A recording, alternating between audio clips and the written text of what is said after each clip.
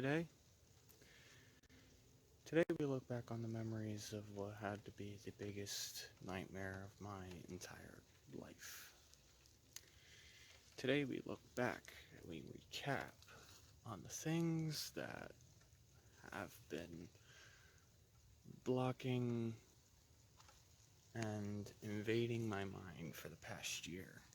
Today we look back on the things that should not have happened. We should look back on the things that I do not want to remember in any point in my future. I would like to dedicate this episode to the assholes, the jackasses, and the douchebags that tried to put me down, tried to turn me into something that I'm not, tried to turn me into something, tried to turn me into a nobody, tried to turn me into nothing. So today, we recap the end of 2019. The end of a dream.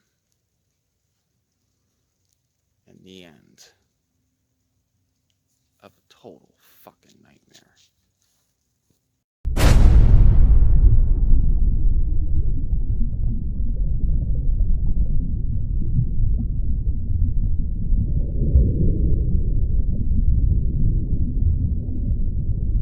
I'm not convinced that Christianity would have established its firm grip over the hearts and minds of mankind if all Jesus had ever said was whoop.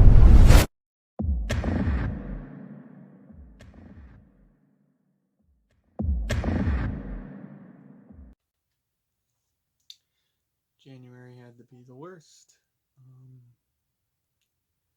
There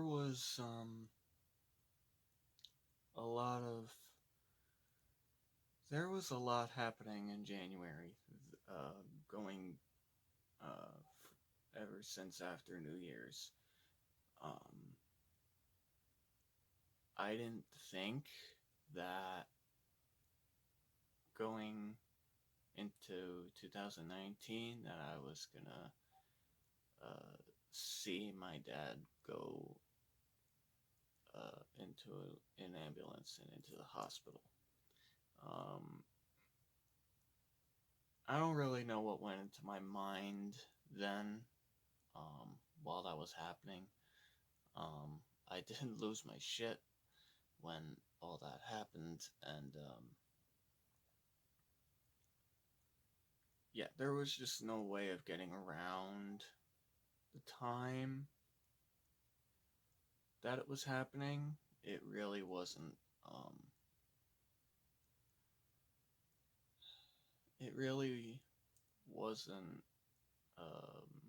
a time for me to, it was really not the time to say I need help for anything.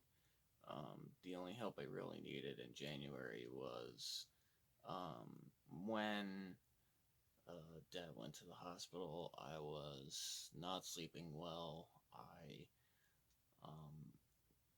I don't think I even went to bed that night. It was just something that was completely unexpected.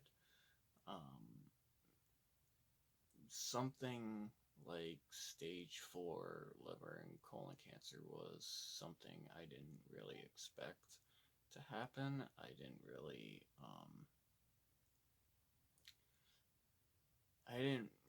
know what to do when it happened. I don't know what exactly went through my mind. But that was when I was going crazy. That I knew that I had to try to get my life together, and having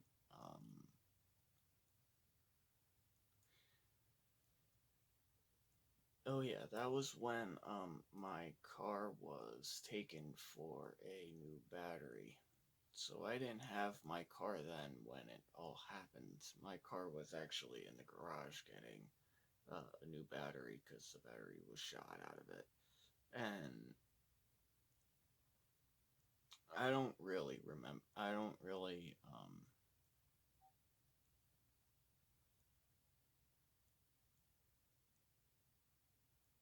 The more I actually contemplate about what happened that night, I knew I had friends somewhere. That was when I knew I had friends somewhere. I didn't think I was alone. I didn't think I was abandoned at the time. I didn't think that it was. I didn't think much, but I knew one day I had to get my life together by the time of January. And that's what I mostly wanted to focus on when it all happened. I mostly wanted to focus on my life. I wanted to try to fix it. I wanted to try to do everything I could to um, fix myself as far as getting a job and actually paying for things. At the, at the same time, I did have to pay for, I, well, not pay for, but at least try to pay off the things that I didn't do, because the damages to my car started about that last summer. So technically now it's 2 summers ago that that happened. It's or actually it started happening.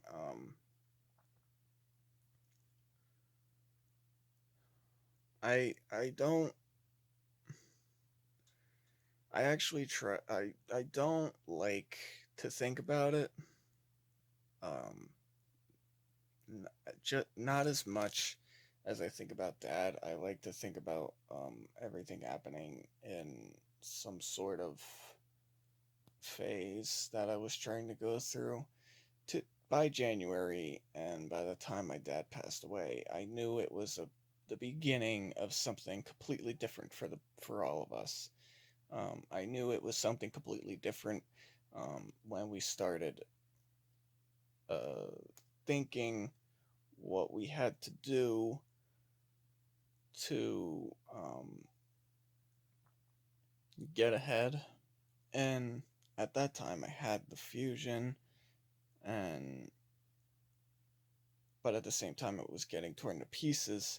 So I had to try to fix my life the way I needed to, and unfortunately, that never happened because it just kept getting beaten up and beaten up and beaten up, and I couldn't do anything about it because I wasn't seeing any money for anything. Mom wasn't seeing money for anything that the boys were doing to the poor thing. I didn't see any money coming in. I didn't see anything that was going on. So it wasn't completely the beginning of the end by January. It was just this huge migraine of everybody trying to take advantage of me. And at this point in my life, I do think taking advantage of me is a dick move. Um, Especially when you're using my car for drugs and weed and everything else. It just wasn't happening. Um, yeah, now it doesn't happen anymore. Um, January was actually the time I started hanging out with Clayton. The night after my dad passed, it was the night of, and at the time, I was at the time he was actually the nice person. At the time, he was actually the nice person.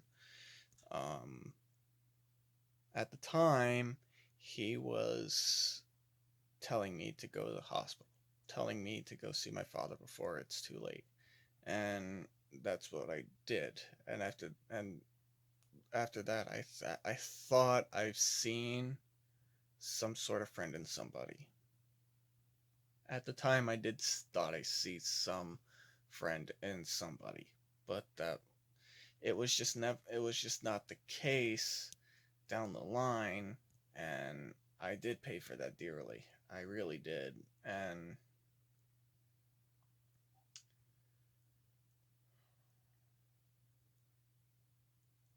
there's just no words to describe what happened the beginning of 2019. There was just no words to describe the things that were going on. I was completely unemployed. I was completely unattached to everybody. There was no trust going into anything. There was no responsibility going into anything. There was really nothing that I could do to possibly make anything right. And after that happened, I do feel like I failed my father. I, I do feel like I failed my father.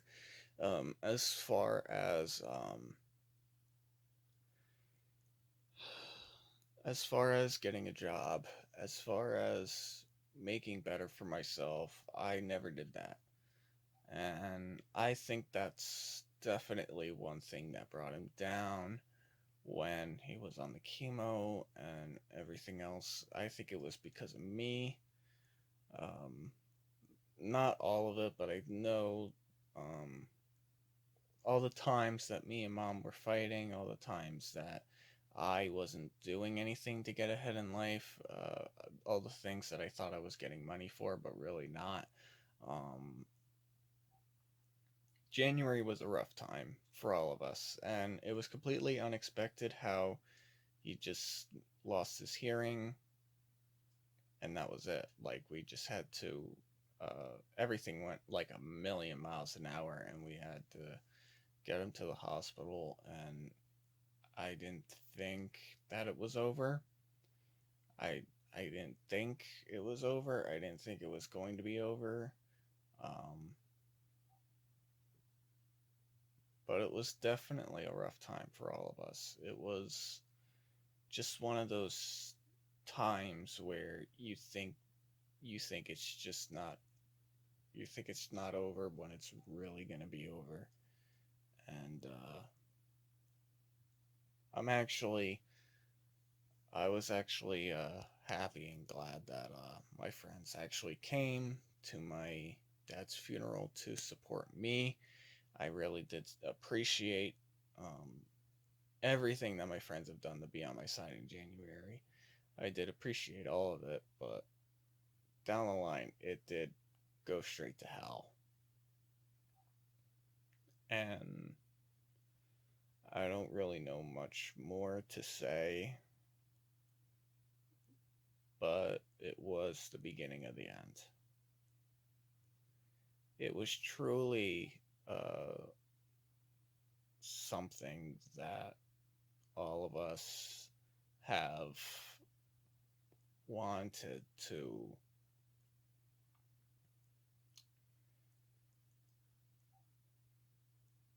it was something that we had to do something to get ourselves back on our feet. And even to this day, right now, yes, I'm not back on my feet, but it was just something that I needed to try to get off. I tried to get back on my feet, and I just couldn't, because when I needed something, they needed something, and when they needed something, it mattered the most. And to me, that's not fair in any shape or form. I think it's I think it's complete horseshit how I just had to be taken advantage of like that. Like, I was my needs did not matter. It was their needs that mattered the most. And that's what drove the car into complete total chaos, complete and total hell. And I wish I could do something about it. I really wish I could have done something about it. But every time I tried to do something about it, it always came back and bit me in the ass. And I just couldn't do any. I just really couldn't. I just really couldn't do anything about it, because when it came back, it got worse. when I tried to get back at them, it got even more worse. It just went on and on and on, and then eventually it just came right down to it that sometime in my life I just had to leave. To this day, I still think about Dad and the things that we could have seen that happen this year. I mean, I would have loved his opinion on All Elite Wrestling, AEW on Wednesdays. I would love to see him watching wrestling now. I would have loved to see just him, me and him watching the same, all our favorite movies and our favorite shows, and I would have loved to show him more episodes of that TV series Mom. I would have loved to see all of it. I would have loved him to see all of it still. And there's not a time that goes by that I do not think about him.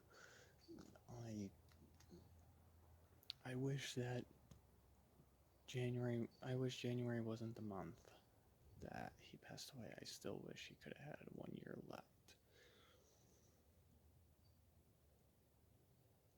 It was life at its finest in January, and I couldn't believe that we had to be on our own so fast. It was one of the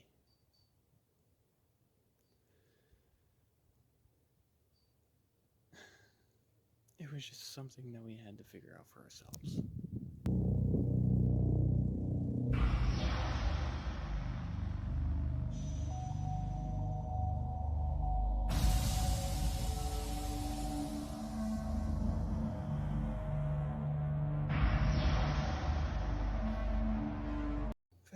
February was a little different. February was just the process. We were just in the process of grieving. February was just a little quiet. It was not as quiet for me, but we were both trying to grieve as much as we could, but we couldn't. I couldn't grieve because I was still hanging out with Clayton. Heaven forbid. I don't really remember February much. I don't remember what I did in February. I pretty much know that I didn't do much. I think February was pretty quiet. I think February was. I mean, I think around that time I was picking up clues about Clayton because he didn't want me to give a fuck about my family. He didn't want me to give a fuck about my friends. He didn't want me to give a fuck about anything. He only wanted me to give a fuck about him. And I kind of let that go. It was kind of like his first strike because I definitely love my family. I know he's different. I know that his family doesn't give a fuck about him because of a DUI with meth and weed, and his parents kicked him out, and his mom found a new boyfriend or some shit like that. I don't fucking know, but I knew that there was something going on that I shouldn't have known. February, it was quiet, but it wasn't really the beginning of the end, because at least I still had my friends. At least I still had my so-called friends. I still had my so-called friends still trying, at least being there for me, but at the same time taking advantage because they wanted to take the car out for joyrides and to get high and to do whatever they wanted to do more than I wanted to do what I wanted to do and waste the mileage and the gas and even when I had my own gas in the car, that was wasted by the end of the day, and it wasn't really making me happy. February was a time and place where I just needed to try to grieve, and there was not a time where I couldn't do anything. There wasn't a time where I couldn't. There was a time I couldn't do anything. Um, I think I think I was trying to make myself better, but I couldn't because Clayton was around and he always had to stick like glue. And even when I tried to go somewhere, it was like, why? Why do you have to go here? Why do you have to go there? Why do you have to do this? Why do I have to do that? Why do you have to go see your mother? Blah, blah, blah. And it just kept on going on and on. But he was, by February, I think that was just his first strike. And it just got worse from there. Even I didn't know what was going on. But apart from that, it was pretty quiet, I think. Um, we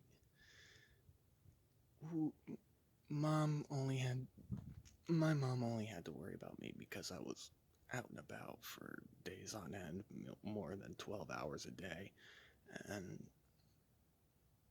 that's just too long for the car to just go back and forth all over the place.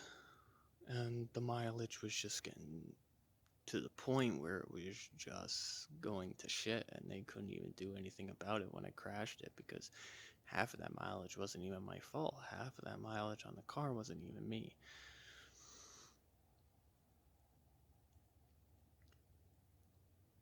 But by February, it was just to what I thought was slowing down, and I didn't know what to do. February was just a quiet but still chaotic month, and that's all I gotta say about that.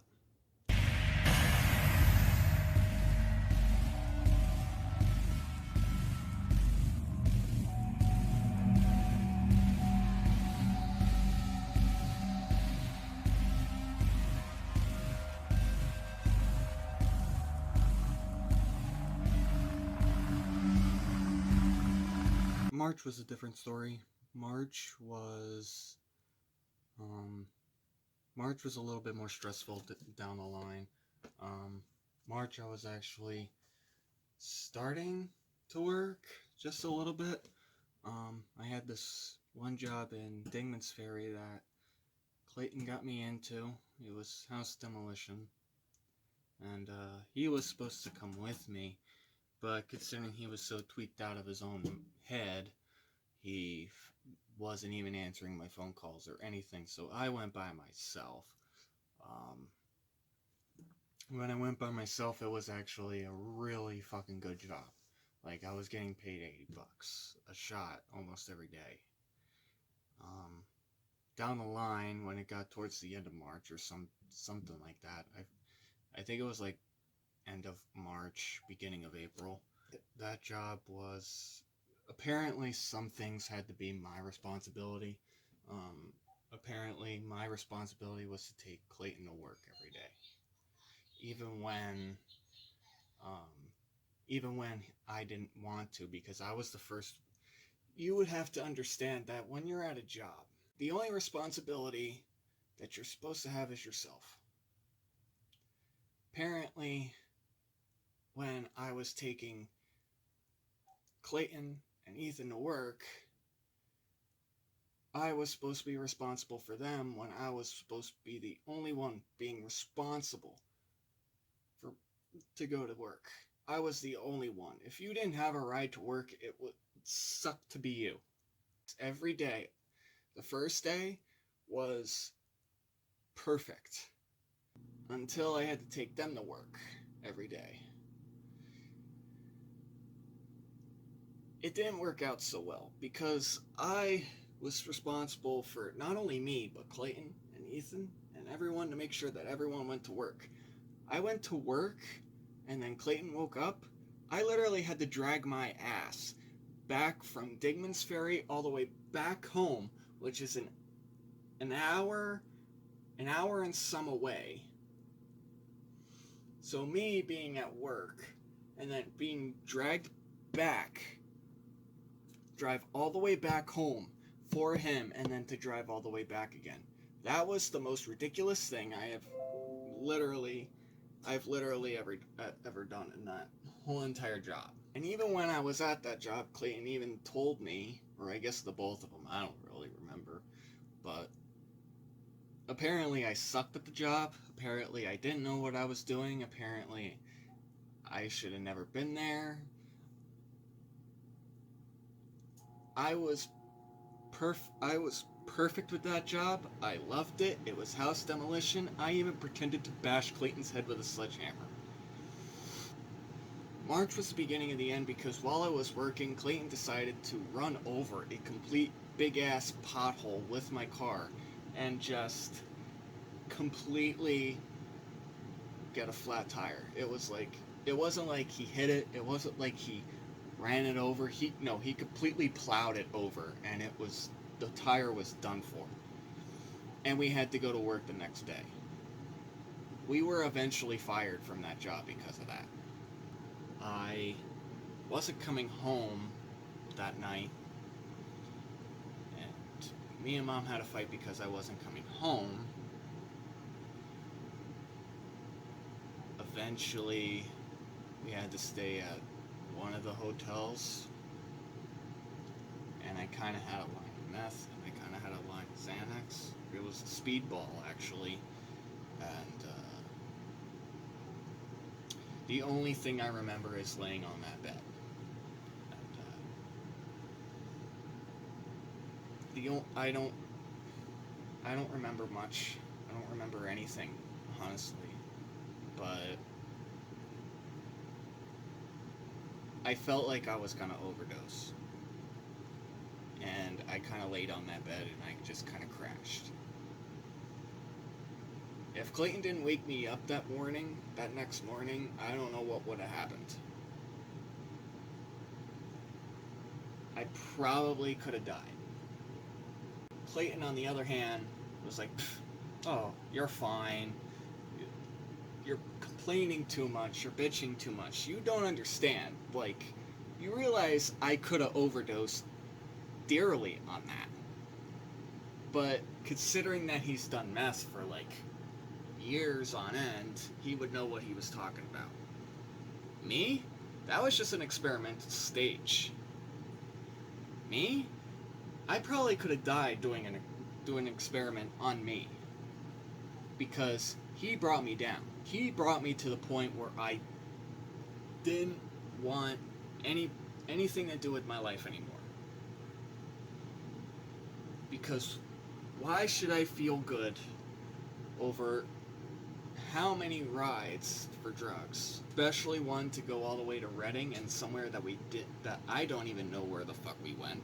And we had low batteries on our phones, so if we didn't have a GPS, we were fucked. And there was just having felons in my car. That was just the most of it. Like, having felons in my car. I don't want that attention. I didn't want that attention. But what was the whole entire plan? Because I, for one, would not want anything to do with that shit. I don't want anything to do with that shit. That was the be-all, end-all of it. And even when we were working in Dingman's Ferry, to make sure that Clayton went to work, he fell asleep in my car. He wanted to sleep in my car and live in it. He was basically living in it. There was clothes that I threw away in the trash. There was how much clothes inside the car that I pretty much threw in the trash. There was so much stuff in the car that was his that I pretty much thrown away in the trash. And he says that if I had a choice to help out a friend, I would have them sleep in my car. No, I fucking wouldn't. The hell I wouldn't. Because For one, why would you want to live in someone's car? I'm not a meth head like he is. I'm not like completely a drug addict. I basically recovered from that shit, and I know better than that. If I was a meth head, I would know better than that. To have you sleep in my car. So March was the end. March had its moments. March had its memories. But I knew I was doing the wrong thing. In March, he hit strike 2 and strike 3 real quick, and then I got rid of him. Because he's not helping himself. He told me he was going to quit that shit. And he didn't. He didn't show me one sign that he was going to get off that shit. He was not giving me a sign of recovery. He wasn't giving me a sign of anything. So to top it all off, I basically threw his clothes in the trash. I threw everything that was his out of my car and threw it in the trash. And I basically watched the garbage truck take it all away. Because I don't want a single memory from that jerk off that tried to make me go rock bottom and almost could have made me go homeless. Just like he was. And I'm sorry. But that's not the way I want to live. I already had fucking Corey and everybody else destroy my car, and you think for 1 second that I'm gonna have you destroy my life. I'm sorry, but that wasn't happening. March 2019 was the end. It was starting to become the end of everything that was going on. And for as long as it took, I'm way surprised that I didn't get rid of everybody sooner. So if anything,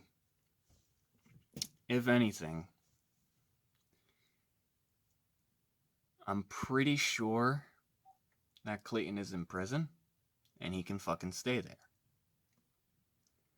Whatever's happening on the other side, there's a lot of questions, but I hope one day karma comes around and kicks them in the balls and beats the shit out of them. Because that car, everything else about it, everything about it, even though when I talk about the car, everything else about it, everything should have went perfectly. I could have had my life together, and here we are, sitting. Granted, the DUI was not their fault, but everything that transpired into that, I don't even know why half the things should be my responsibility. I don't know why I don't know why mom should have been paying for all that. Because all that was not my fault.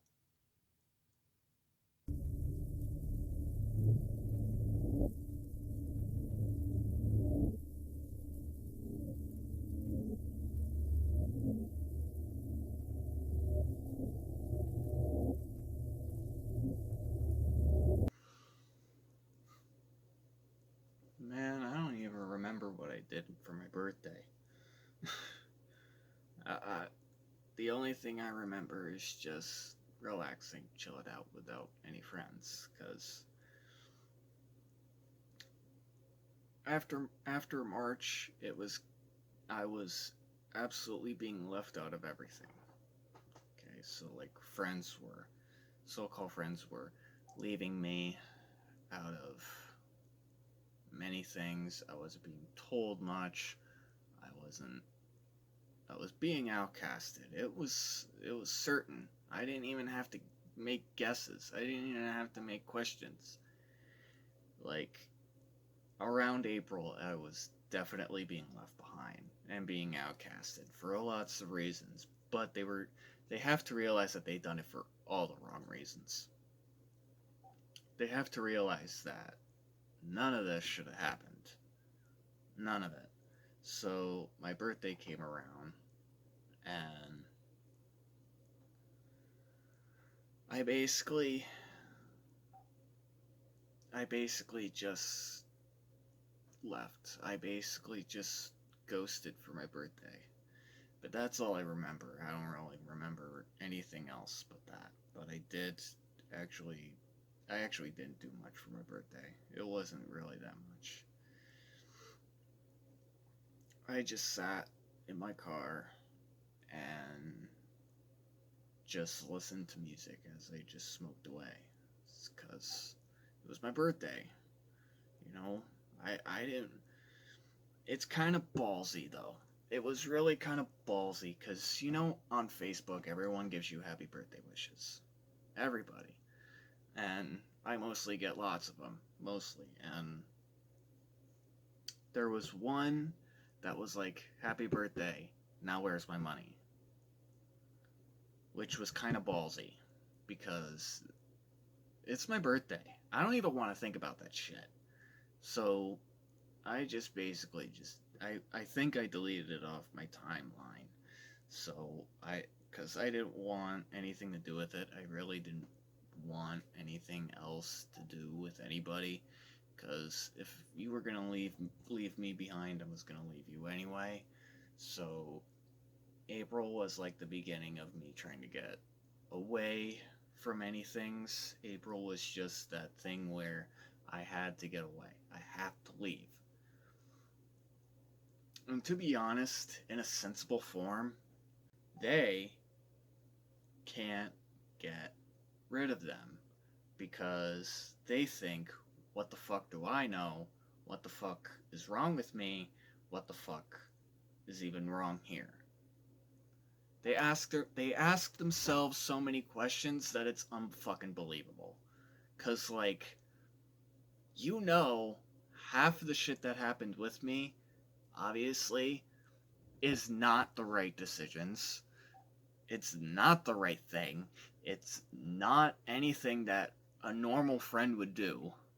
Definitely not the regular normal thing to do.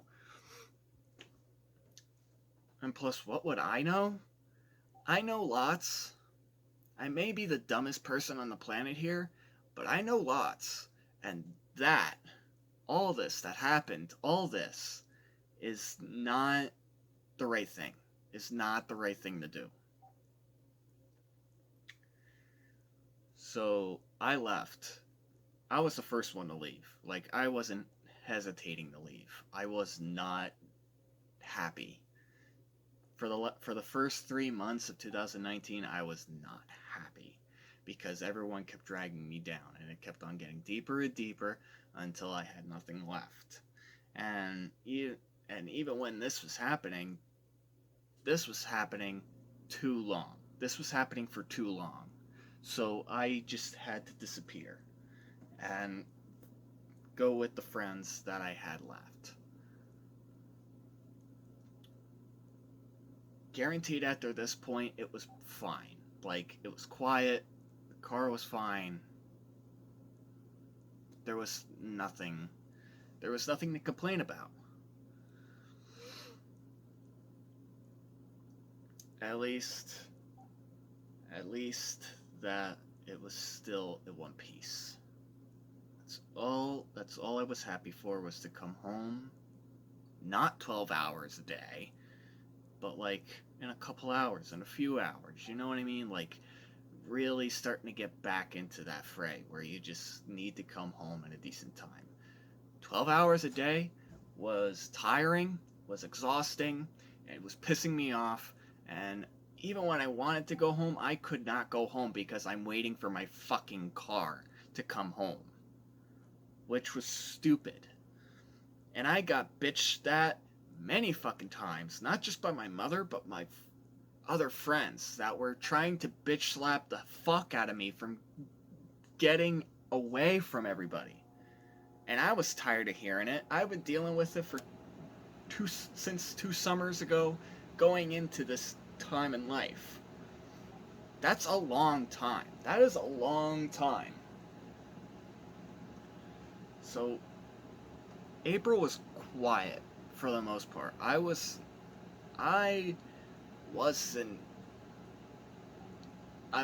really complaining. Guaranteed I was trying to start working again, even though that wasn't the case. But as of that point, I don't really remember anything that happened.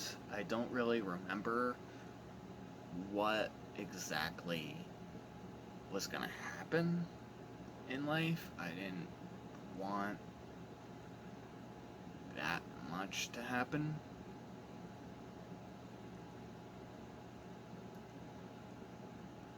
And I was kind of happy with everything that was going on. Take for granted that I'm like not the trusting person anymore for the things I've done and the things that I'm doing. But it's got to be done. Like, the vlog was, this Man Monster Miscreation was just not in the thinking process at the time. It was oblivious that I had to do this. But at the same time, I had to do what I had to do for me. Because it just wasn't happening. April was definitely a time where it was getting peaceful. It was getting quiet. It was getting to the point where I knew that things would have been okay. I was actually getting a breath of fresh air every fucking time that I had to wake up in the morning and see my car in the fucking driveway. And not waiting for it to return. It was something that needed to be done. It was something that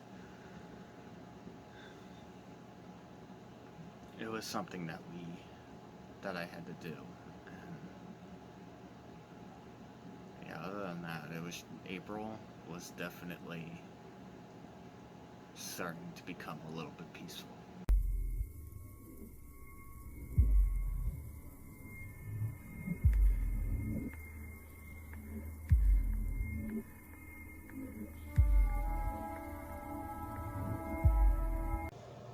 I keep trying to ask myself if I even remember what happened in May. I don't even think I even remember what happened in May. I don't even think I remember anything about May. I don't even think I remember anything from this point in the year. I don't think I remember anything, but this is what I know. May, it was actually the process of grieving. I was actually visiting Dad more at the grave. I was actually visiting him as much as I can, and I loved sitting there and just being there. There was just something about it after that point when getting rid of the downs in life, I was actually going to do more. Granted, I wasn't working. I don't even think I was working. But in May, I actually was grieving. And I was actually visiting Dad for once. Granted, the jerk-offs had to come up every now and then. I don't even know why. I was trying to leave, and they still kept coming back like house gnats. Like, I don't even know.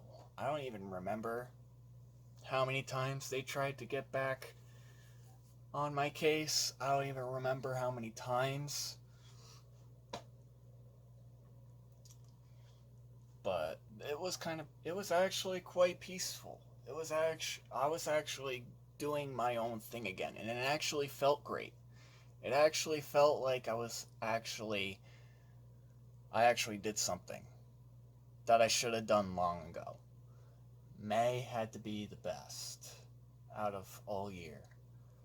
Because in May, I was actually hanging out with better friends. I was actually hanging out with people that actually understood how to how to take care of someone's car.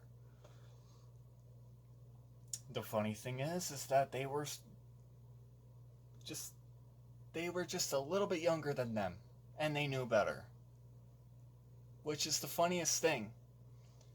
Someone that's fucking 18 years old can't even take care of a fucking car. And that's, by 18, I should have known. By 18, I actually wanted a car and actually wanted to take care of it. The only problem with that was I was not working, was not trying to make myself better. By 18, I still had a mindset that I actually wanted to succeed, but I couldn't because I was still here.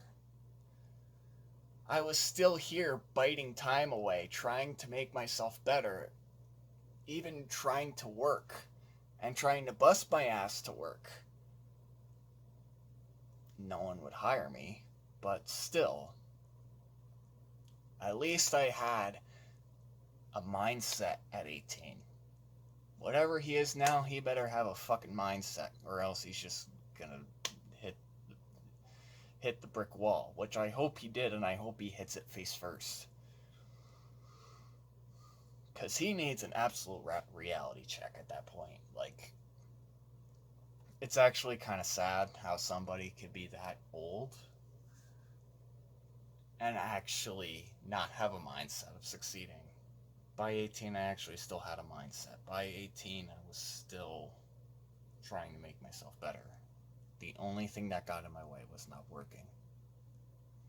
So by May, it was actually better. I actually felt better that I actually got rid of everybody. Even though when they came back every now and then, I still felt that I needed to fix myself while grieving. And I did more grieving more than I did fix myself. But it didn't matter. I was still happy. I got rid of everybody. I didn't have to keep tabs on everybody. Yeah, I kept tabs on everybody every now and then just to be stuck in there because nobody would tell me anything otherwise. Nobody was going to tell me anything if someone was going to jail, or just fucking... Nobody was going to tell me anything on what the fuck was going on with their lives. If you're going to be my friend, you got to at least keep me in the fray. Just hiding from me is not the way to do things. It's not the way to make a friend. It's not how that works. So I knew everybody was going around turning their back on me because of everything that I stood for, which was the right way. And in a sense, none of it makes any sense. None of it makes sense to anybody. But then again, it's all them. They don't have to make sense. Their plans don't have to make sense as long as they're fucking doing something, which... What? May was process.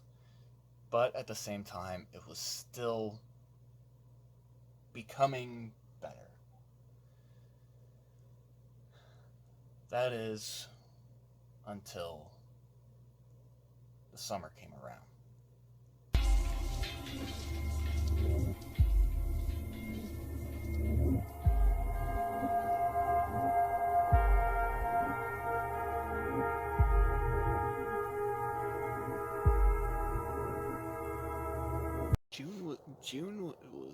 June was not that bad. June was just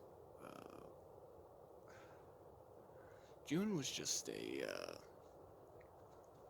time in my life where I was actually thinking about getting my life straight. Like, June was the time where I was thinking, oh, maybe I could do this, maybe I can do that. Just maybe I can work here, maybe I can work there, and stuff like that. I was just having a little trouble. I was having a little bit of trouble just getting around in life. It wasn't that much of a advantage for me, but at least I still kept a prime and fresh mindset on what exactly I wanted to do with my life. And at least by June, I had something to think about, and think about like what I could do to fix myself. Now that I got rid of everybody, what could I do? Like, I would think in June, I was just doing music at the time. I was actually trying to get back into the music stage. And I went to go see a friend down in Northampton, and he showed me what I could do with this one studio that I could get for free. It was Magic's Music Maker. And he taught me what to do with MIDI files and things like that. Like, here's what you can do with this and what you can do with that. Here's what you can do. And he gave me just this lowdown of things that I could possibly do. And when I'm done, here's my options. Like, he was actually giving me the option of actually getting vocals done in there. And I didn't have to pay a thing for it. Like, at that time, I was actually practicing. And then that was before I had to give it up for a while because I wasn't getting anywhere. And most of the MIDI files that I was looking at were mostly money, and I wasn't into the money stage yet. I don't even have the money to download files half the time. Like, it was just a stage where I had to it was just a stage where I was thinking maybe I could get myself back on track, or maybe possibly get back into music, and maybe possibly try to fix this and fix that, because it's been a long time coming for me. It's been a long time coming for me to even do any music. And I really wanted to get back into music, and I really want to get into music in my lifetime. I actually want to get into production. I actually want to do a bunch of things, and maybe sound engineering. But that June, I was actually becoming better. Like, I got rid of everybody, and I just had a mindset of what I could possibly do.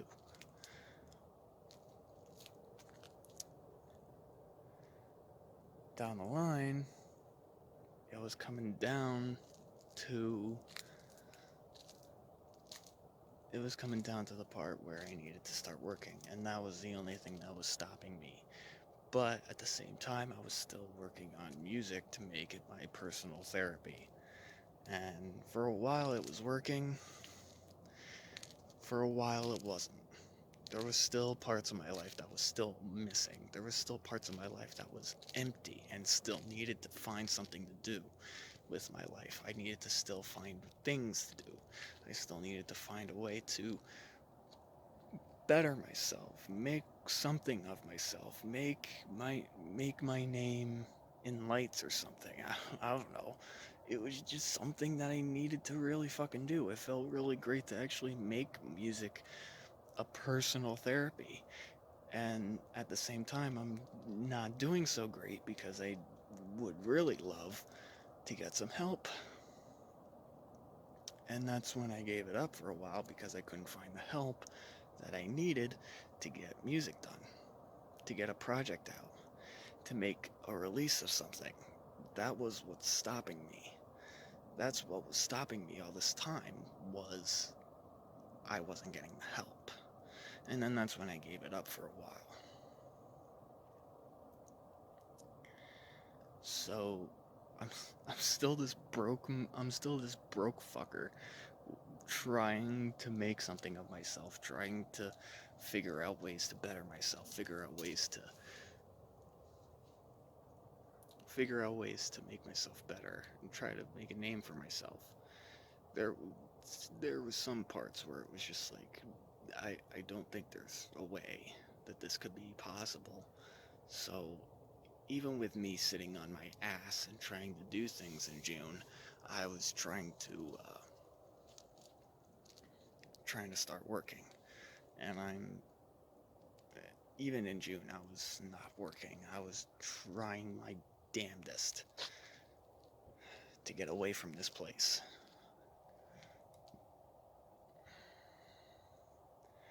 I don't know what happened, but there's parts of me. There are parts of me that says I should have never gave it up. That's till this day. That's till this day. I don't think I should have never gave anything up. I should have never gave up anything. I should have never gave up my dream. I should have never gave up any dreams. The only thing that was stopping me is this town. And even if I was trying to find a job far away, they would not hire me because they never knew me. And that was just the beginning of something that I should not have done.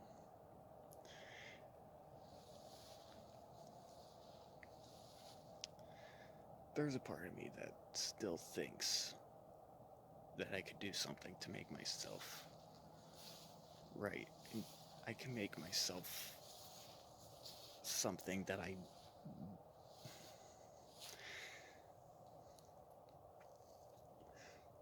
there's still parts of me where I just need to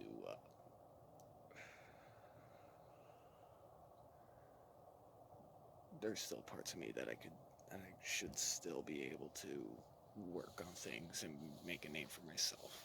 And that wasn't even the beginning.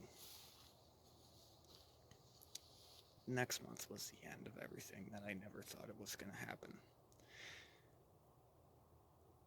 Next month was the beginning of this nightmare that was never going to stop.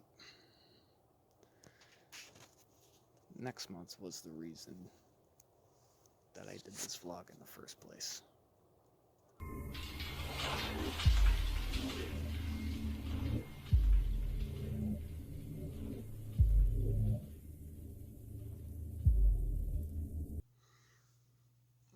I should have never gave up by July. I should have never gave up. I should have known better. July, I should have known better. July, I should have realized something. Every July 7th is my first day. July 7th was the day that I left my so-called friend's house and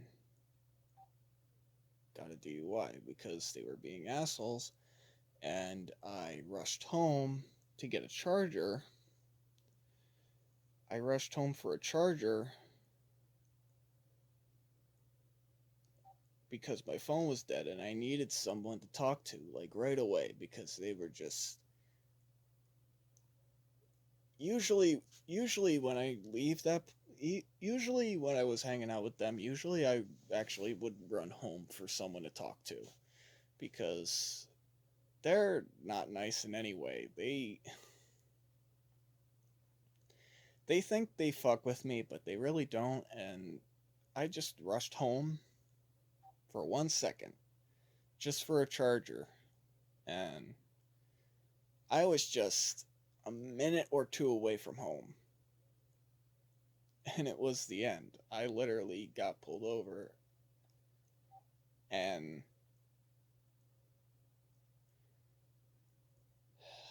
it was not something I was proud of.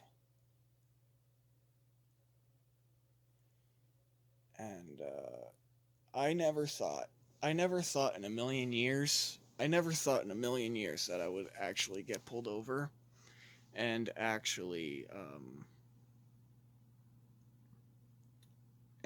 think that I actually did this. Like, I can't I couldn't believe in all my years, like, my saying was you have to be the biggest dumb fuck to get a DUI. To get pulled over with paraphernalia and stuff like that. You had to be the dumbest fuck on the planet to get a DUI. And then it happened for me. And I never thought in a million years that it would happen.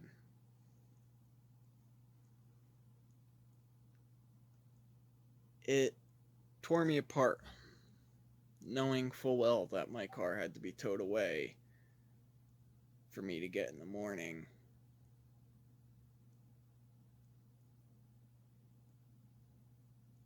It literally tore me apart because I was literally just about to get my life together.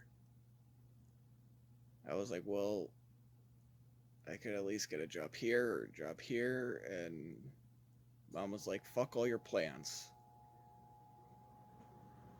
No getting, you're not getting a job at the same company, you're not getting a job here or there. I was stuck.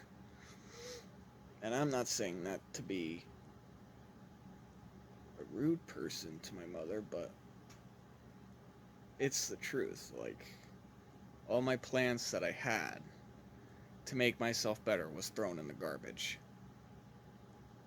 Because I had a whole year of this. I had a whole year. And it was done for.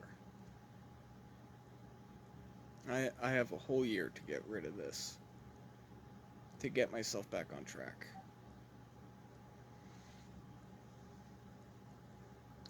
Now, the next day I did go over to my friend's, so-called friend's house the next day. And here's the part that really bugs me. I don't care how much it doesn't bug her. I don't care how much it doesn't bug her at all. But I did tell her that when I left, I did get pulled over, and she was like, oh, well, it's not my problem. And that was the only thing I got. That's the only thing that I've heard. Was it wasn't my problem. It's not my problem. That's all I heard.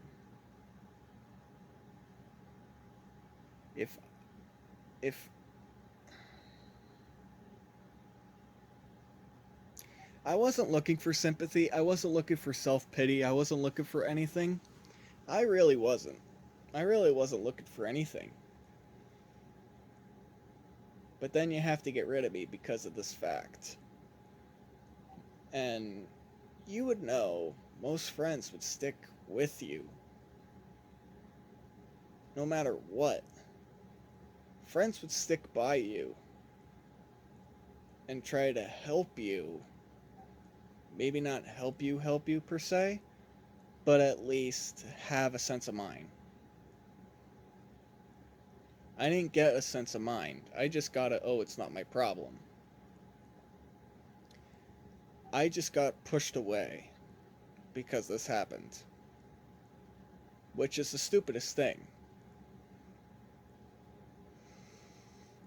So then I knew, after I got pulled over, I had no friends. And it sucks to say that. It sucks to say I had no friends then. Because I was getting pushed away over a stupid fucking DUI. No matter how many times I've tried to be that friend to them, it wasn't happening. In a million years, it wasn't happening.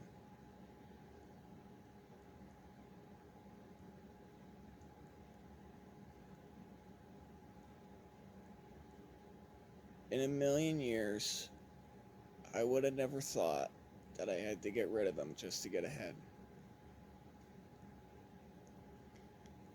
Now, the vlog, Man Monster Miscreation, was not a thought until probably the end of July.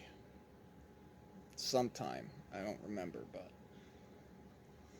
around that time,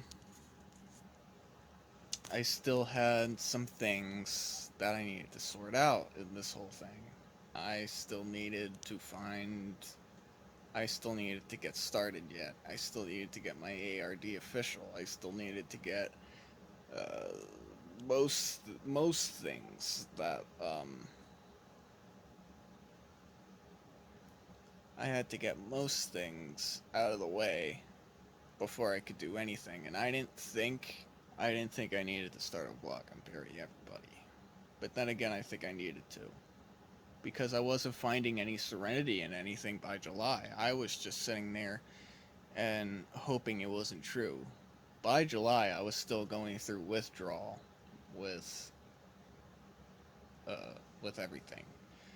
I was going through deep depression. I was going through lots of thoughts, lots of bad thoughts, and I knew right then and there I had a problem.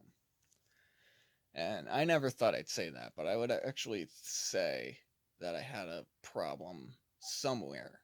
And I knew what the problem was and I knew how to solve it. I knew it was going to take a long time to solve it. And I didn't think I didn't think for a minute that I needed something to help me solve it. I didn't think I needed to find anything to help me solve it. The very first thing was to find new friends. The very first thing. And of course, I went back to my wolf stage. I went back to the werewolf stage that I was at, and I had to look at myself in the mirror and say that was the true me.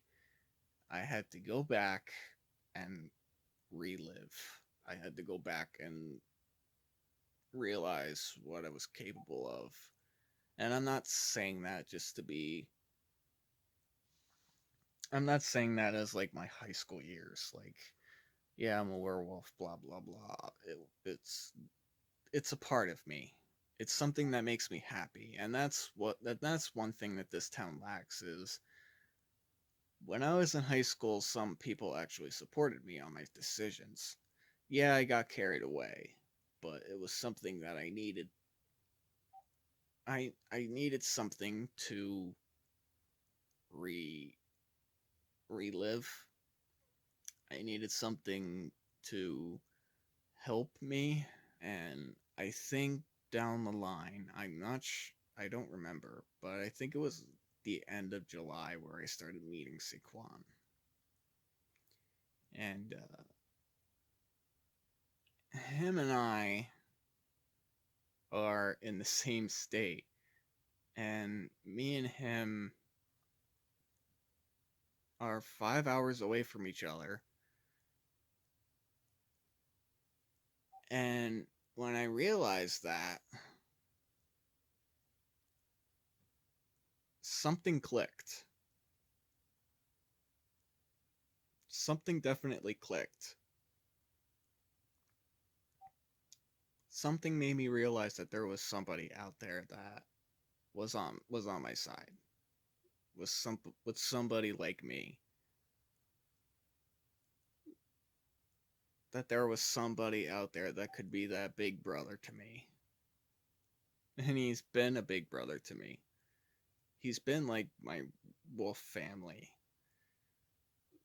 So around that time I did start the BME.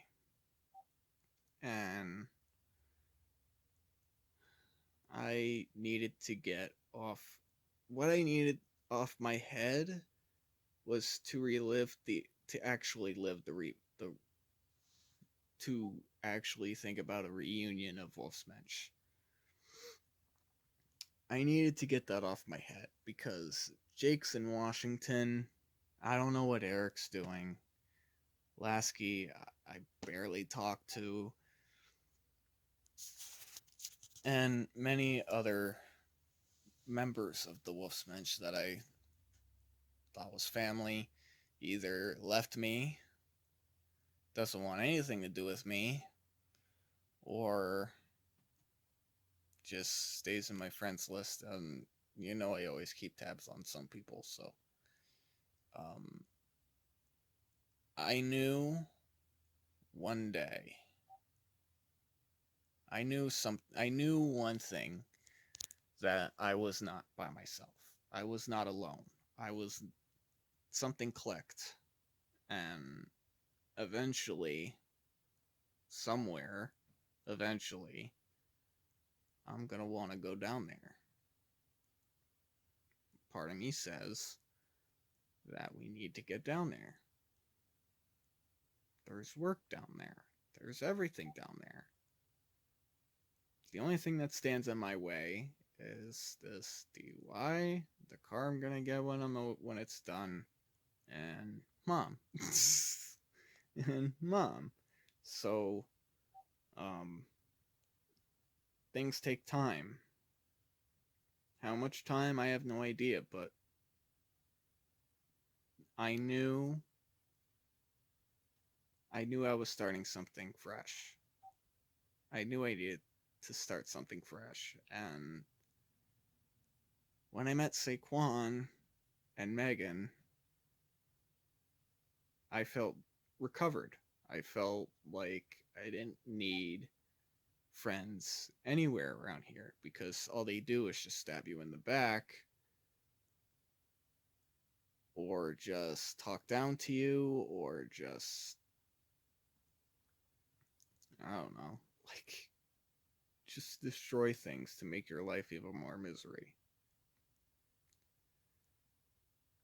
More miserable than it already is. So I only have one friend here, and I could consider him family, because I've known him since fucking 11th grade. And we stuck by each other. I'm always family to them, and I will always be family there. And even though I have mom, there's family here, there's family there. I try so hard to make friends here, no matter what it takes. There's a problem. There's a line in the sand, and if I'm not cool enough for this town, they're not cool enough for me. If they can't take my unscripted, uh, honest opinion, my cold-hearted opinion, they can't take that, so what? That's part in life. That's part of my life. It's part of me, and I knew I should. I knew I should have just took it sooner. I knew I should have took that cold-hearted, honest opinion about this town. Because when I was in high school, I barely knew anything about anybody. I, I was against weed then. Fuck. At the same time, now, I knew that you can't be friends with everybody. I knew that you couldn't really be that person that had to, you didn't really have to be that person that had to stuck the dagger in your back. And I dealt with that all my life, so it wasn't like I felt it before. That feeling of the dagger going into your back. And as far as the so-called friends that I had, you just can't win. You just can't win. And I should have known that. Just can't win. But then it was happening constantly. So if I can't win and they can't support me for anything that I do, or anything I try to do, if they can't support me, then you're gone. Like, I'm happy that I got rid of everybody as much as I could. I knew one day I'm gonna get myself back on track, and now I know that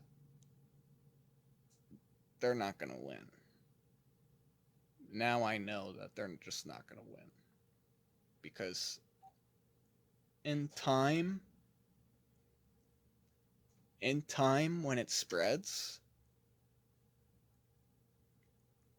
then and only then, karma's going to come around and bite them in the ass.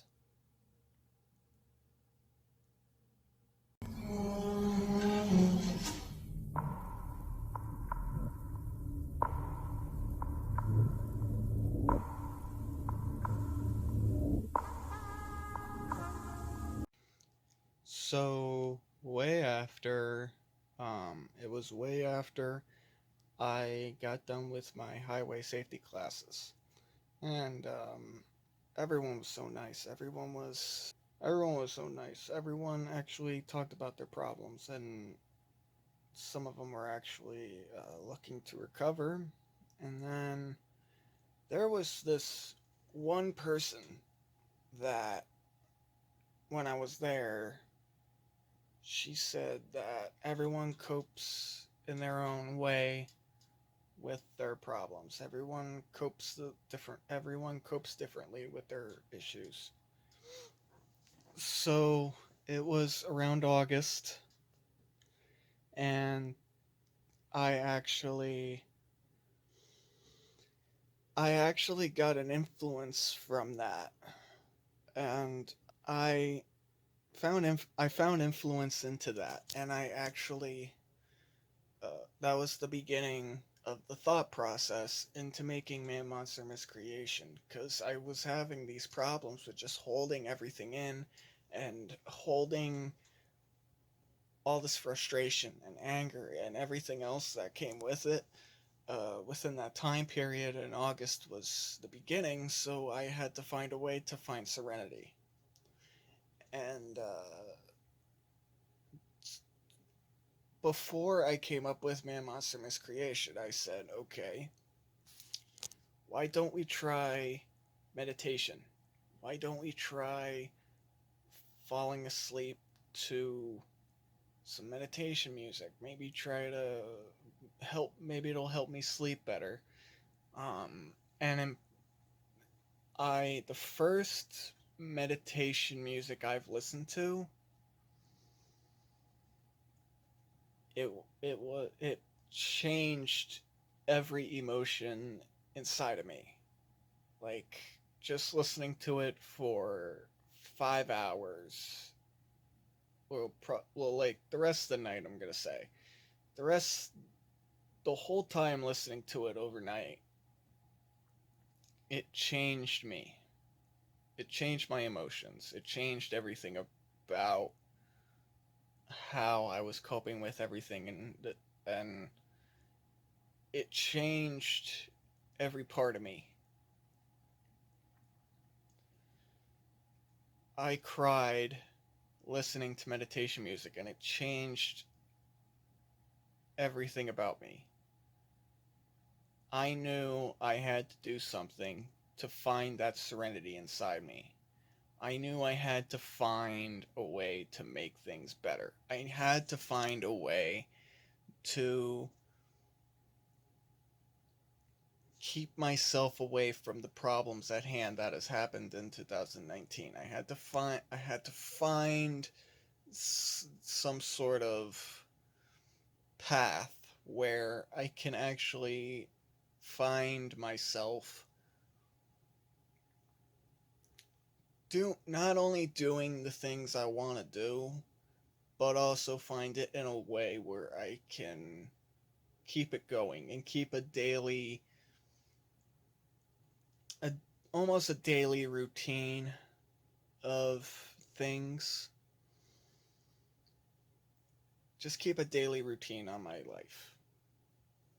And that's when Man Monster Miscreation was made.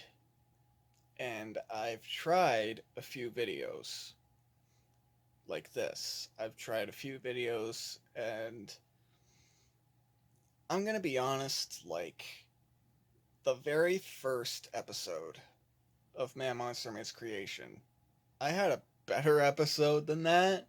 I had way better of an episode than that. It was gonna be so much better than what I had. The intro to that first episode if you get to this point, just know that that is the lamest, the lamest intro I have ever made, because I lost my first video to it. And it would have worked so perfectly, I just never knew what I did with it. And then I tried a couple more, which is episodes 2 and 3, which was the old footage, the old stuff that I made before it was even made. So I tried it. Guaranteed in the beginning it was lame. It was it was absolutely to a point where it was absolutely to the point where it was just lame, boring, but it had to go up there because I need to get my feelings out somehow, some way. And to this day, I still have lots to say. I have I have lots to say. I have lots to create. I have lots of things in my mind that I could actually make for the channel. For Dysfunct and for the vlog for Man Monster Miscreation. There's tons of stuff I could do, and I I'm in the process of trying to make things better. I'm trying to make things where it's absolutely perfect, where it's almost perfect. And ever since the first 3 episodes, I've tried so hard to make it seem so much better. And it didn't matter what I said. It didn't matter what was happening. It didn't matter what I had to say as long as it was there. It didn't it didn't matter to me that I had to, well, first off, like I was bullied for, we're going on like 20 years almost. Maybe not 20 years, but I'm saying like 15, 16 years. And that mindset, for someone to have that mindset, it definitely changes a person. Like like sometimes it can confuse a person to the point where it's completely unbearable. It can confuse a person of, maybe I shouldn't do this or do that and do this. And sometimes it just works. Sometimes it just challenges you. And sometimes it brings you down. Like there's some things that you feel like you need to change in your life, but it really doesn't help to change some things in your life. There's some things where you just get picked on for, and you wish that you didn't change that part of you. There's going to be there's people in this town that don't know when to shut the fuck up. And I've been defenseless for a long, long time. And bullying, I can tell you, it hurts. I can tell you that it hurts. I can tell you that it brings you down to a point where you, as the person, need to not change a thing. I mean, maybe it doesn't make much sense when I speak right now, but it does make a whole lot of sense, because I've been bullied long enough. I've been bullied long enough here. I've been picked on long enough here. I've been having my buttons pushed for years and not being able to do something. A video on Facebook that gets flipped and let everybody assume that I'm just this suicidal son of a bitch that just wants to, that doesn't even have a future. And that's what the whole school just decided to look at my video for. I gave this up for that reason. I felt like people weren't listening to me here. for the longest time. And there are a lot of people out there that have been my friend, guaranteed, but there is a time in someone's life where you feel like people aren't listening. There's there comes a time in someone's life where it's like people aren't listening to you. People need to listen to the things that you said. People need to start listening and sensing what their problem is. I've had that problem for years. So I would have done this vlog years ago if I could. But because of that video, it set me back for the longest time. It set me back to the point where I needed to do something. I needed to have my voice heard. Maybe not around the world quickly. Maybe not up to the point where it's going viral. Maybe not to the point where it's going around the world in like 3 days. I still needed to have my voice heard. The words that come out of my mouth, it needs to be heard, and I needed to get it off my chest. If I'm going to be recovering, I needed to do something. That was the point of Man Monster Miscreation. That I need to have my voice heard. People need to start realizing that I need to become something. I need to become a somebody. Everyone else is a somebody but me, and that's how I feel. So that's when I started Man Monster Miscreation. It may not be taking off, just like the first episode, heaven forbid, but I needed to have my voice heard, like it or not. It's something that needs to be done. So, August 28th, I'm gonna say. I forget what the date was on the first one, but the end of August was the beginning of something new and something that'll make me feel better. Something that'll make me feel like weight has lifted off my shoulders. I don't care who I have to bury. I don't care who gets in my way. You get in my way, you come on here. If I have a problem inside that I feel like I need to get off my chest, then I make a video. It's just as simple as that. I don't care how long it is. I don't care how long everything needs to be. It's unfiltered. It's completely uncensored. It's something that needs to be done. YouTube may not like it in the future if I decide to, monetize it. If I decide to monetize it and they don't like my unfiltered, uncensored ways, it's just the way it is. It's just the way I was brought up in this town, and that's how they made me. Just this complete, unfiltered, uncensored, cold-hearted bastard where I just should have listened to in the first place. And I'm sorry to say that I didn't get to do this sooner, because I will be a somebody. I will have people on my back.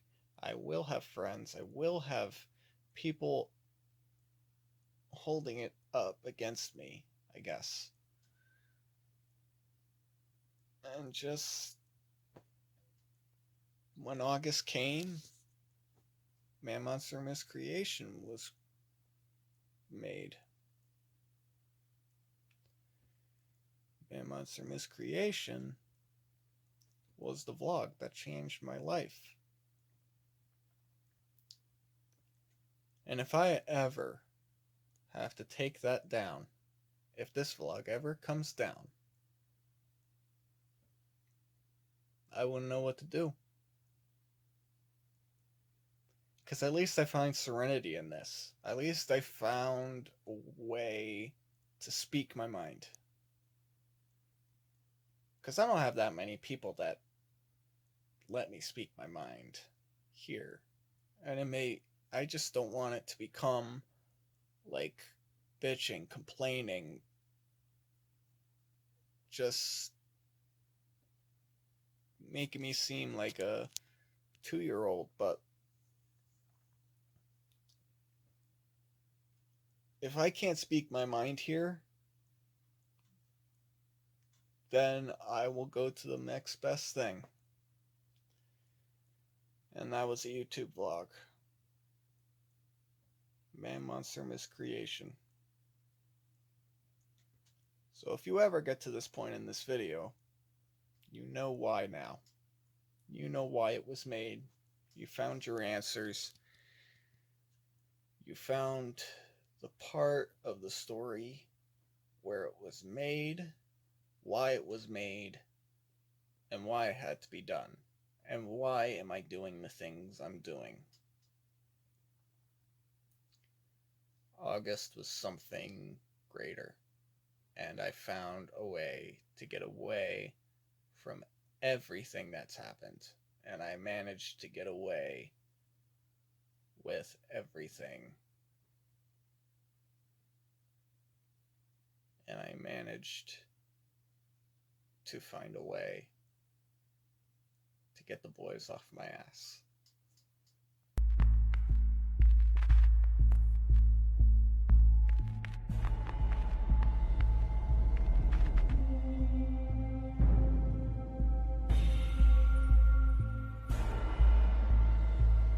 So then September came. Man Monster Miscreation was made. A few episodes came out in September. And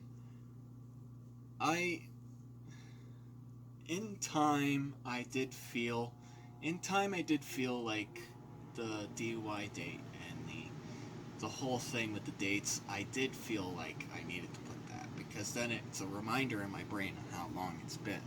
It's not a reminder for anybody else. It's just a reminder for me on how many days it's been. That's basically all it is. It's just a reminder of what it is, of how many days it's been. And for me to recover from everything, it's actually been a pretty decent ride. And I didn't think it was going to go this fast as I thought it would be by this point. And September was quiet. Like, I've only seen them like once. And it kind of made me mad. I think once. One thing was going down, I think, but I don't remember. But there was less drama, there was less stress, and granted, I'm still smoking cigarettes, but that's okay because at least I'm not smoking weed. I don't need it. I don't need a line or anything. I don't need any of it. I don't need a single thing I don't need an uplift for any reason. Like, I gave up drinking already, even before this was even began. Before this whole DUI began, I gave up drinking. Like, I gave up everything. And there is a thought in my mind that I feel great. I feel like there's nothing to complain about. There's nothing to really, there's nothing to say. Because by this point, in 2019, I was basically free. I felt free. I felt like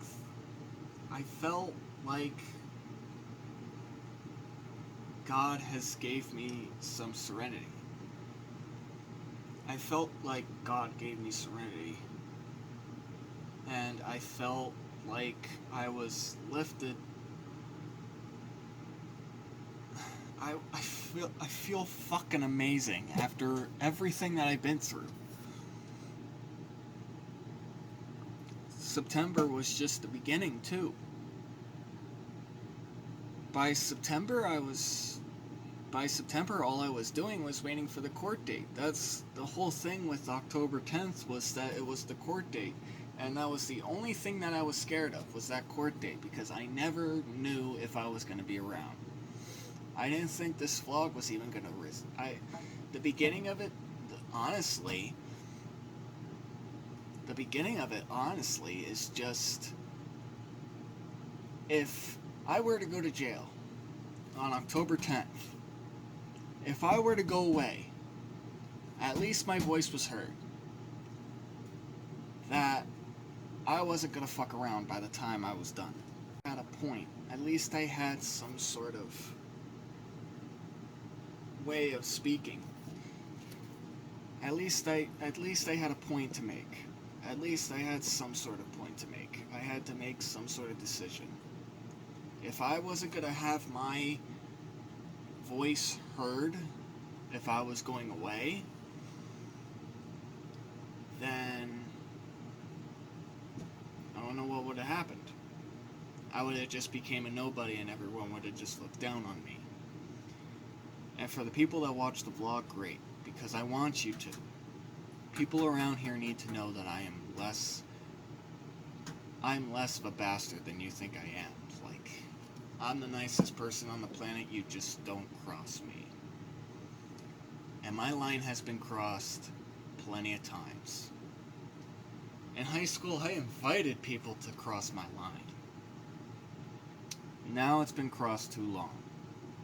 So I had to make a point. Somewhere down the line, I didn't know if I was going away on October 10th. I didn't know what was going to happen. I didn't know what was going to come about me.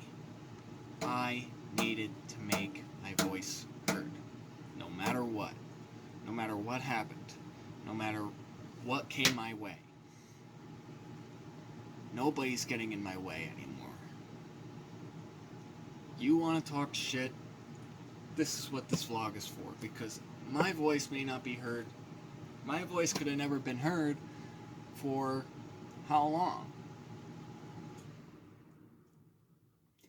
So I want this, if you make it this far, I want you to share this episode. If nobody's getting it, share this episode. If you're not getting the whole series, message me and raise your hand that you don't get it, and I could send you this vlog, this episode here, because it explains everything. It's obvious. Obviously my voice isn't being heard. Obviously I'm not getting through to anybody. Obviously everyone wants to look at me as the bastard that I am. This needs to happen one way or another. September was the month. September was the month I found serenity. But yet I had some fears. And it was all because the next month.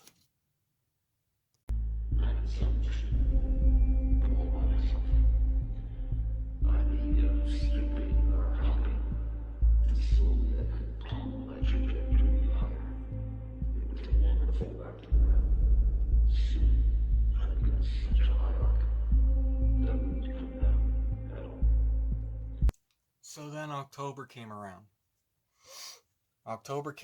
And it was the time where my court date was coming up.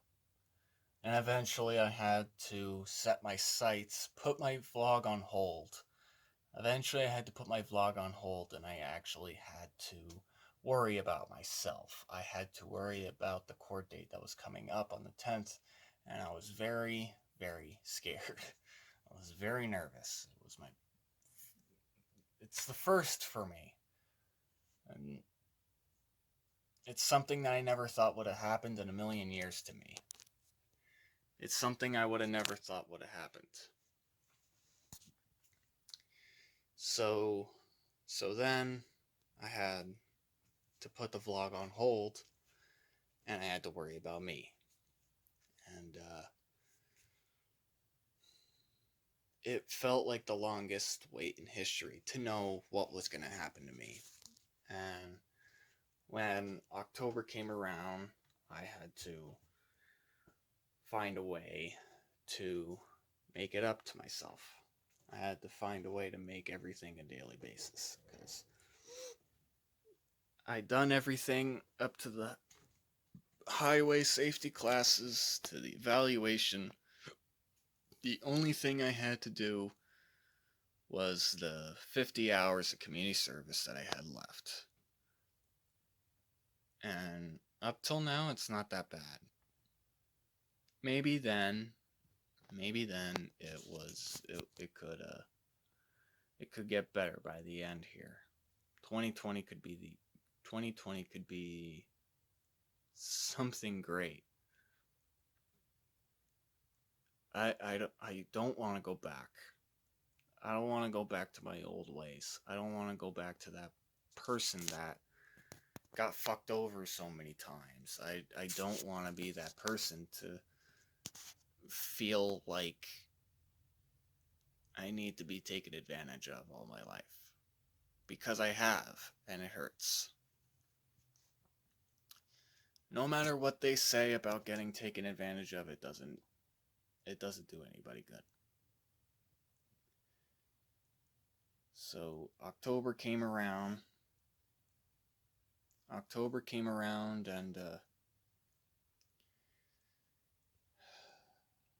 October 10th came around. I did my court date. I did everything. Everything was set in stone. 1 year ARD. And it all feels like luxury. It all feels like luxury, and I just still wish it never happened. Because I'm setting myself back on lots of opportunities to make myself better. I'm setting myself back on lots of opportunities. I'm closing all my open doors that I had. And there's still a part of me that all those doors should have stayed open. The only reason I had to close it was this DUI.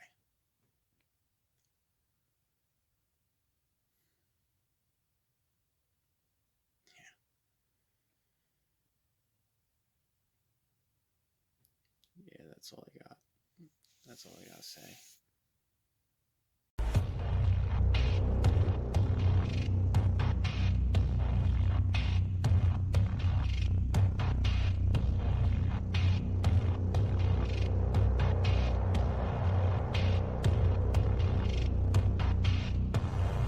So then November came around.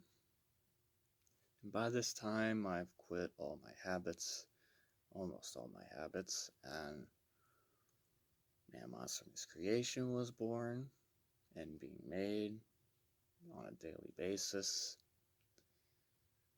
And around this time was the time my so-called friends were leaving me behind. They slammed a door in my face around this time. But around this time, I was actually doing better than them.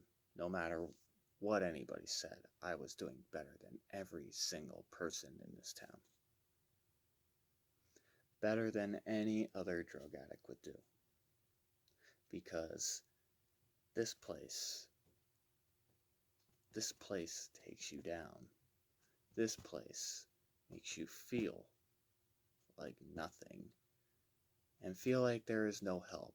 No, I found help. By November, I actually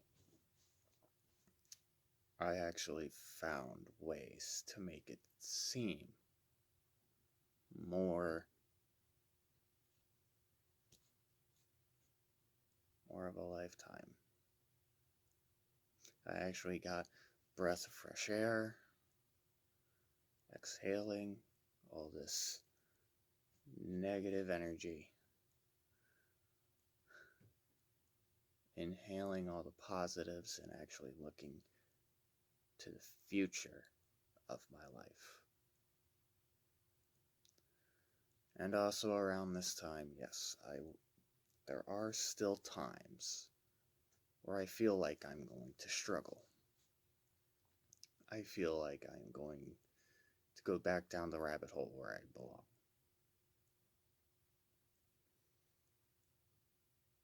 But that's the fear, not the intimidation. That is the fear in me that I know part of me is going to go down that rabbit hole and not get trusted with anything. By 2020, I want to look past all this. I want to look past everything that happened this year. I want to look past all this negative energy. But at the same time, how can I? Because I live in this piece of shit town that doesn't hire me for shit, that doesn't look at the positives in me, that doesn't that doesn't allow me to share my initiative to others. And that's the issue. That's the issue with everything that happens here. November, I actually was doing. November, I was just doing a whole lot better than I was, and I knew it. Apart from that, it was my first Thanksgiving without Dad, and both me and Mom just ghosted. We just wanted to spend Thanksgiving with ourselves, and that was it. So around this time, yes, around this time of the year, I'm gonna miss my dad. Because Thanksgiving, Christmas, that was his thing. It was his thing every year. So, when the time comes, I want to prove to myself that I am not the failure that I am. I want to prove to myself that I am not a failure. I want to prove to myself that life isn't just this bag of hell. And I can do something with my life. I know for damn sure that I can do it. There's just a lot of fears that go into every single thing. And whether or not it's going to be possible for me to get around many things around here, but that is the fear and the paranoia that lacks inside me, because I know deep down something's going to go wrong. Something definitely is going to go wrong. By the time it all comes together again. Hopefully for the last time. Because I do not want anything to happen by 2020. 2020 is going to be the year for me. I want it to be the year for me.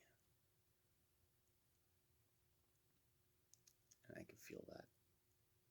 November was a time that I was getting better, that I was perhaps looking past everything, going into the future. And there's just no way around getting past those mistakes that I've made this year. There may not be a way to get around it, but I know I can get around it.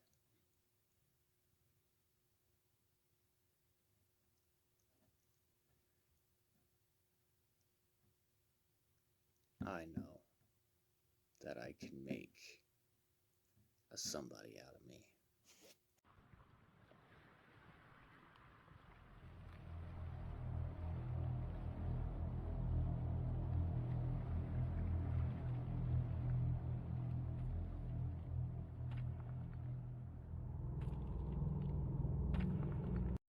So, what did we learn from this year?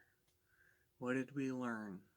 Well, up till now, we know that people don't change. Most people just decide to change into a different person. As far as friends go, they do decide to leave you behind. They decide to outcast you. They decide to do the wrong thing, even when you didn't do anything. What else did we learn? We also learned that, well, throughout this whole entire wild ride, we already know people don't keep tabs on me. We already know that this whole thing is just a bunch of luxury. This whole thing is just a bunch of luxury. You just sit back and you wait for this year to disappear. By the time you're done with everything, you just sit and you wait. We also learned that even when people slam doors in your face, we know people can slam doors back in their faces and close them out forever. We also learned that even when people act like an adult, they really don't.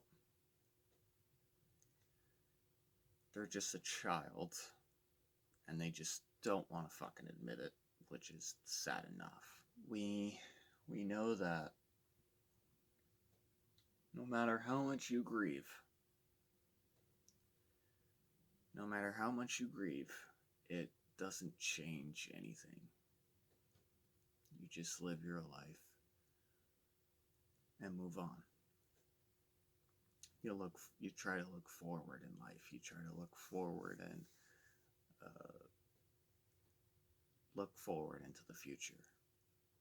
And when you grieve too much, tweakers come around and try to take your life over. What else did we learn? We also learned that Man Monster Miscreation is the best creation I've ever made. We know that this daily basis of creating things definitely helps the soul. It helps get rid of that negative energy that we never thought that we had. And once those feelings are out, we know that those feelings disappear. We know that those feelings definitely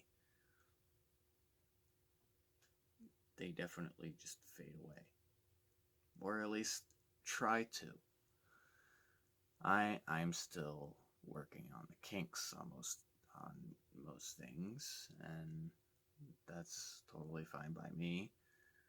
And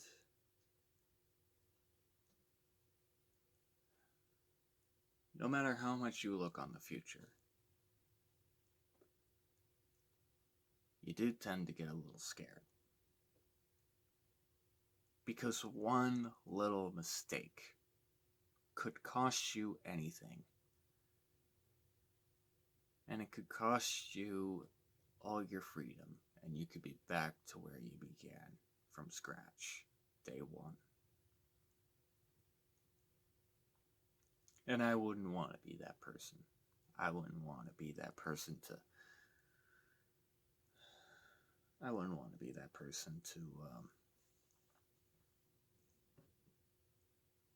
make that mistake. I wouldn't want to make that mistake for the life of me. I wouldn't want to make any sort of life-changing mistakes that I made, like what I made this year. I wouldn't want to go back the way everything was. I wouldn't want to go back to the jerk-offs that destroyed my life, destroyed my car, destroyed everything that I hold dear. Because not one of them have a sense of responsibility. It doesn't matter what happens down the line. If they change, good for them, because it's way too late to change the things that you've done. It's too late to change the past the way you decided to take advantage and destroy everything. And just if and when I do get my life back on track, when I do get my life back on track, I'm hoping I don't make any more mistakes. I want to be able to work. I want to be able to live life with money, obviously. I've been living without money for as long as I can remember. And being here December 2019, it's just a simple breath of fresh air. Some of that air may be toxic, polluted, but at least I found the clean air, the clean oxygen air that I can breathe and actually maybe I could find a way to make things right for me. But apart from that, I am a little scared.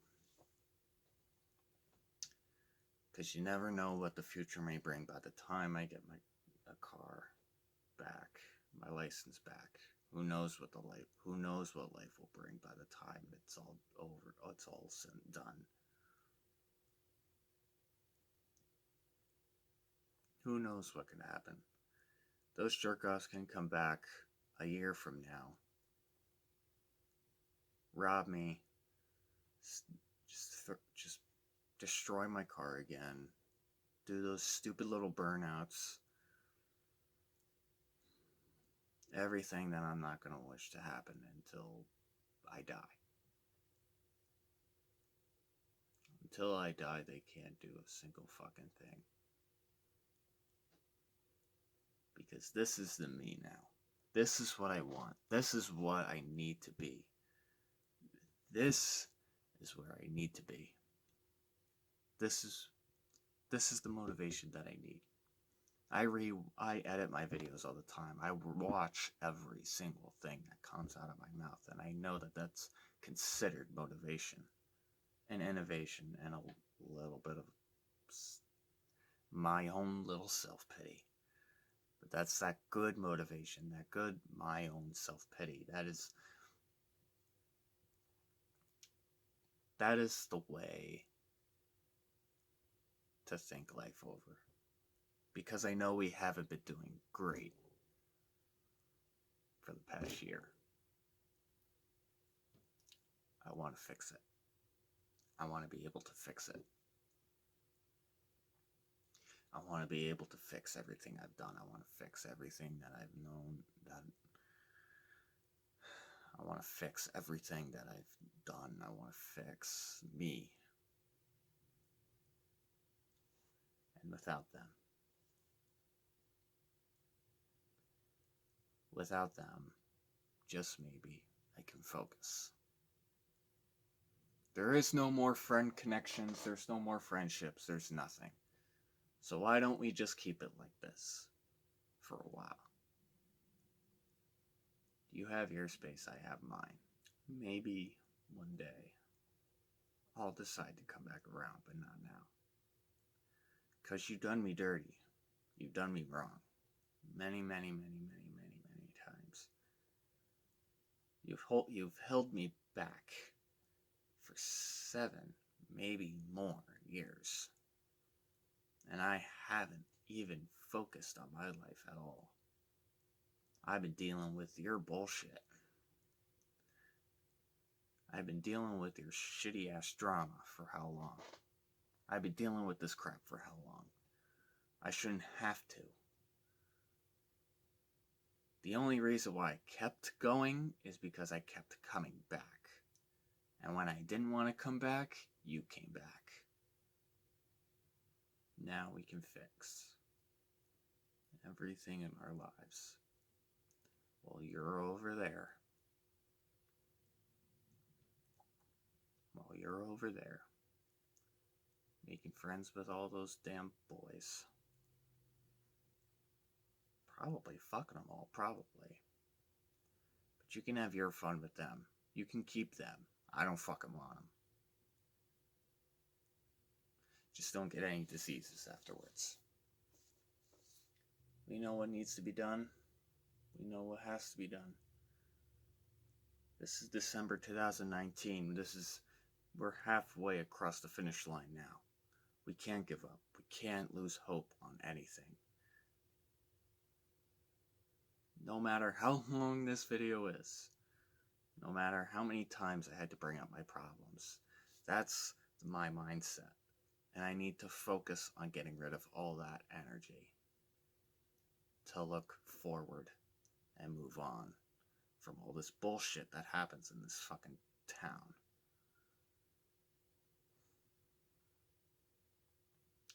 This is the end of the dream that I wanted to end 10,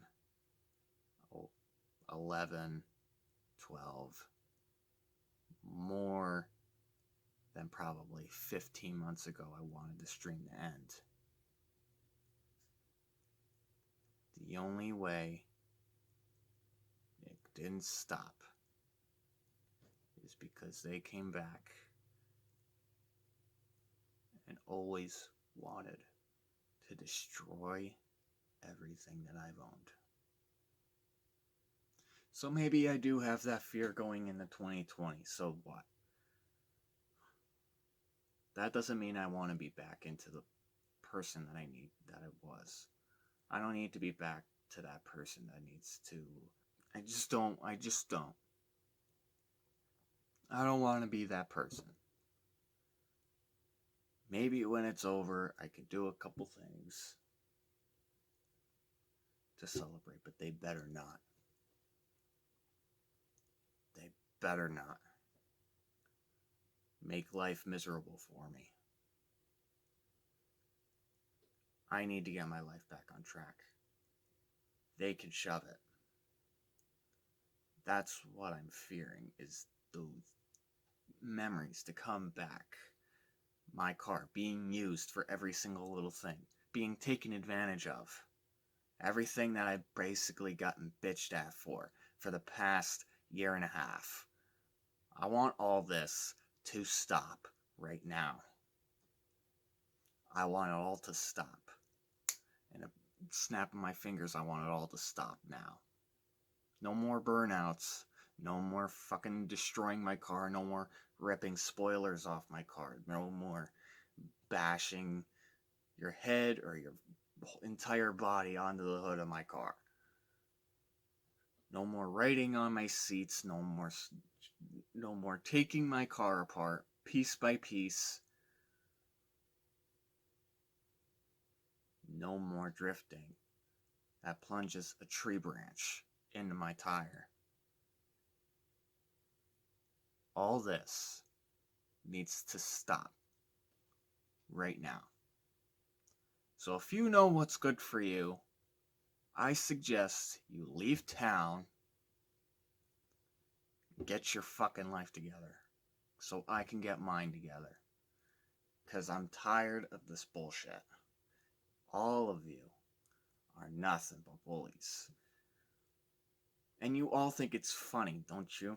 It's all funny how you think destroying my car is just this fucking hilarious joke. I'm sure that there's hundreds of other people that can think otherwise. I'm sure your generation laughs your ass off, but I'm pretty sure that there's hundreds of other people. I'm pretty sure hundreds of other people think you're not fucking funny. At this point in my life, I want to be left alone.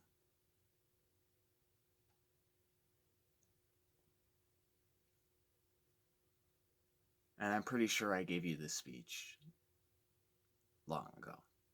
You just never listened to me. Now it's time to start listening. I want you to know that.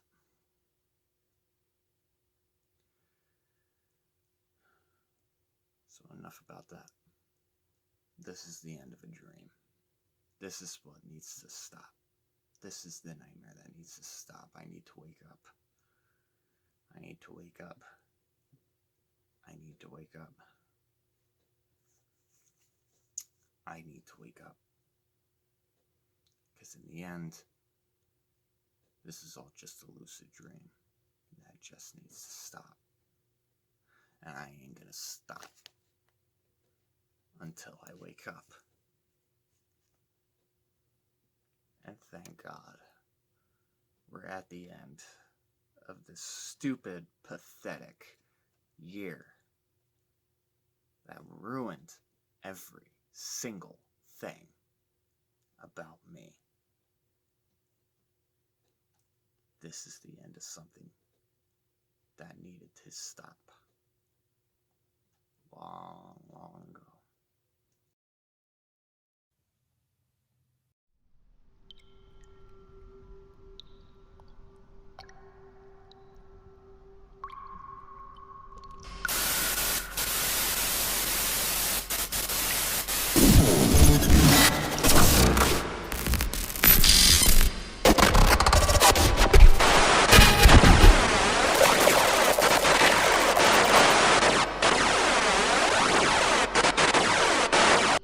Maybe one day all you poor lost souls can understand the definition.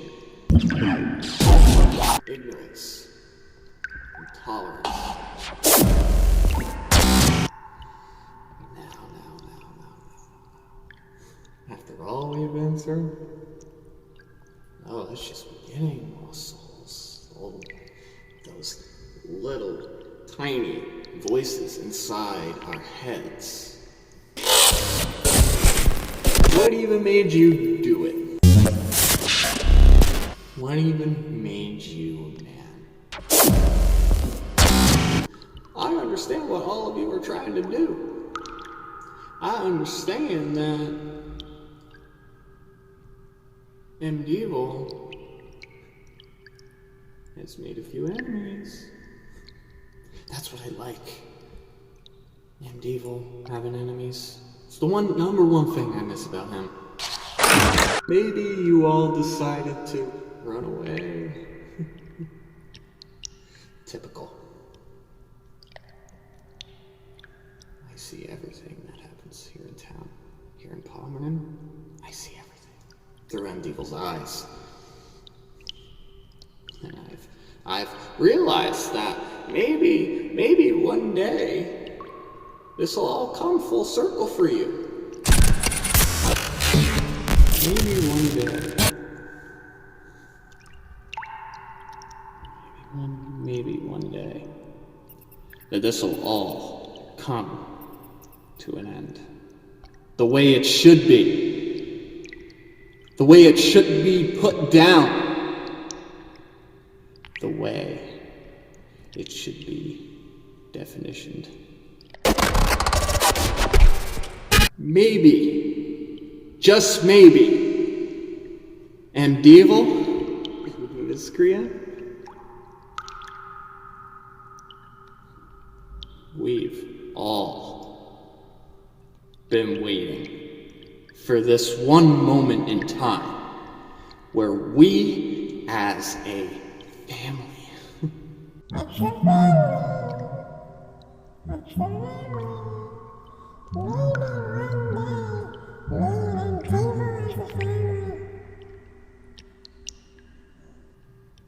can burn this negativity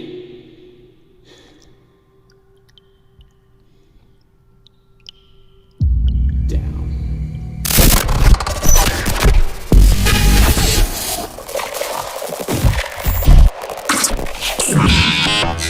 Maybe one day it'll all change. Maybe one day it'll all change. I understand, lost souls. I understand your closed, locked gate of eternity.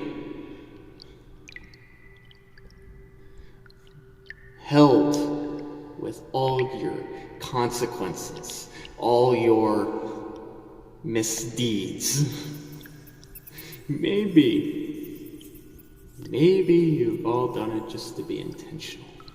I like that.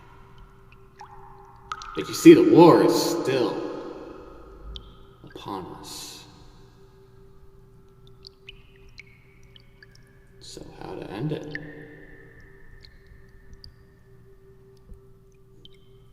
Only the miscreant can decide. It'll be over when I say it's over.